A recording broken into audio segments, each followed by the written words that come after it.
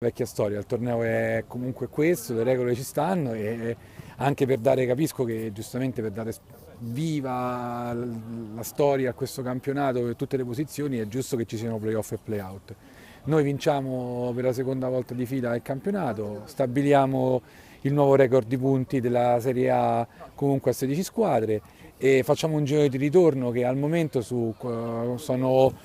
14 partite, abbiamo un pareggio e una sconfitta arrivata a Cobacci in inferiorità numerica per il doppio infortunio di due calciatori, quindi facciamo un giro di ritorno stratosferico, un campionato incredibile. Abbiamo cementato un gruppo, abbiamo lavorato benissimo e raccogliamo giustamente i frutti di una stagione esaltante. Non è come l'anno scorso perché purtroppo non potremo alzare al cielo tutti i trofei, quindi questo è il primo di tre.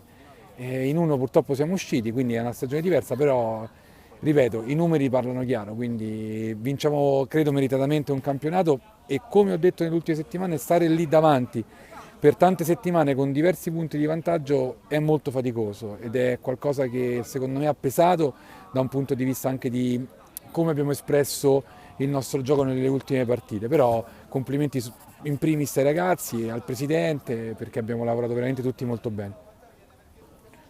Noi, il nostro gioco comunque è proprio quello di favorire la fase difensiva, che è quella di cui parli te, cioè una fase difensiva che se gli avversari pressati lanciano lungo, avendo dietro Zamperini, Tinazzi, Piccheri, Pucci,